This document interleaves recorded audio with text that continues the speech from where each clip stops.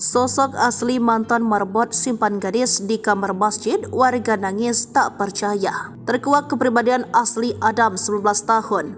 Mahasiswa yang kedapatan simpan gadis di kamar masjid Jalan Kapuih, Jawa Gadot, Kota Padang. Diketahui wanita yang diduga sengaja disimpan Adam berinisial IA 18 tahun. Mahasiswi berkulit putih tersebut diketahui sebagai warga Medan, Sumatera Utara. IA dan Adam kedapatan di dalam kamar marbot dalam masjid tersebut. Mengutip dari tribunmedan.com, kedua pelaku merupakan mahasiswa di Universitas Andalas Padang. Adam merupakan mahasiswa Fakultas Hukum. Saat sidang, warga dan pengurus masjid Adam dan IA mengakui telah 3 kali berhubungan di masjid tersebut. Atas temuan tersebut, warga pun terkejut seraya sedih. Erlisa, salah satu warga, turut menyidang Adam dan IA mengurai cerita bahwa ia sedih tak kalah mengetahui tabiat Adam yang selama ini dikenal baik oleh warga. Selain jadi marbot masjid, Adam ternyata kerap menjadi imam masjid. Saya sebagai warga langsung menangis dan kecewa sekali, ungkap Erlisa. Tak terima wilayahnya tercemar, Erlisa pun kecewa sebab diakuinya masjid tersebut baru diresmikan dan menjadi tempat ibadah yang kerap didatangi warga. Sementara IA merupakan mahasiswa jurusan sastra Indonesia. Aksi IA dan Adam ketahuan setelah pengurus curiga dengan gelagat pelaku.